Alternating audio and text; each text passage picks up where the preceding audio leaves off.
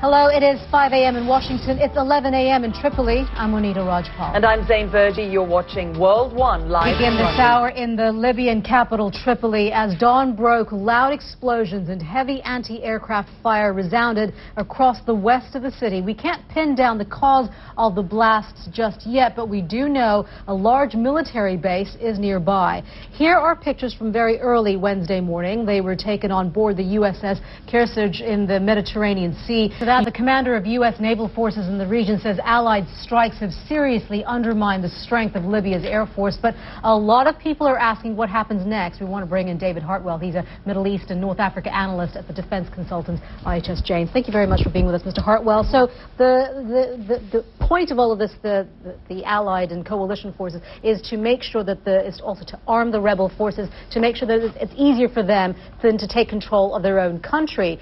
Is that a possibility?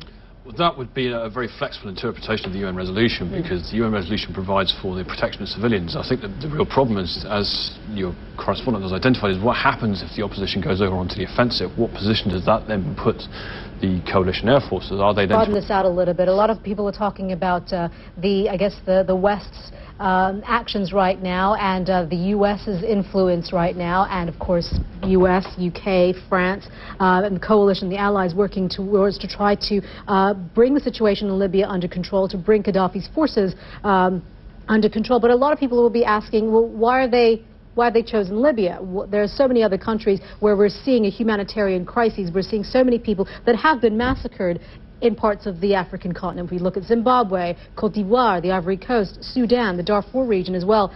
Why haven't they gone in there? Unfortunately, there are double standards in the international community, and even though everyone says there aren't, and every state, every great power exercises those double standards, and states will intervene in countries where they think... What does Libya have that they don't have? Well, it has oil, it has gas, it has what I think it also has is there was a response to a humanitarian need. I think there was a response to the wave of protests that has swept the Middle East in the last 3 months. I think there was a feeling that if the protests were allowed to stop in Libya, that somehow that would take the impetus out of the regional movement, and that then there might be some form of, that would take the steam out of the pro-democracy movements in Egypt or Tunisia, for example. But I mean, frankly, the short answer is that the states will intervene where they feel they can have an effect most quickly and most effectively. That is the bottom line. Mr. Hartwell, thank you very much. Syria is a country that's less familiar to most people than other places in the region. Just want to give you a bit of a background information on the country. It has got a population of 22 million. Most of them are Sunni Muslims. And then also, adding to that, there are about 1 million refugees, about 1 million Iraqi refugees. 500,000 of them are Palestinian refugees. Now, adding to that, so we want to get to the government as well. There's been a lot of questions about the government. Syria's government is allied with Hezbollah in Lebanon. Plus, it is as we've been known, of course, the situation in Syria is grave concern because the U.S. is designated as a state sponsor of terrorism. Of course, and lots of questions surrounding Syria, and of course, this is one area that we will be keeping our eye on as the uprisings throughout the region continue. You are watching World One live from London. More alarming news out of Japan. The race continues to prevent a nuclear meltdown, but now a contamination crisis. Engineers are doing one of the most dangerous jobs possible under the gaze of the world's TV cameras. So how are they coping at the Fukushima nuclear plant? We are now hearing from some of them for the very first time. It has settled down quite a lot compared to Also very closely, the wind direction. Meteorologist Jennifer Delgado is at the World Weather Center with details on that. And Jen, we heard there from Anna talking about the smoke being seen from the nuclear power plant there. Of course, wind is going to play a huge factor. Absolutely. And today it's actually going to play out right. We're actually going to be dealing with offshore winds once again for today. Over to you. Jen Delgado, thank you. This is World One, live from London. Sports update is just ahead. And you won't want to miss this from the NBA. First quarterfinal of the Cricket World Cup is underway. Don Riddell joins us now with details on that. Remember there was a time when I asked you, cricket, what's that about? I do. You've improved a lot, I've come a long way. Thanks very much. Pakistan have made a blistering start to their World Cup quarterfinal against the West Indies in Mirpur within the last... Very good. I would watch that.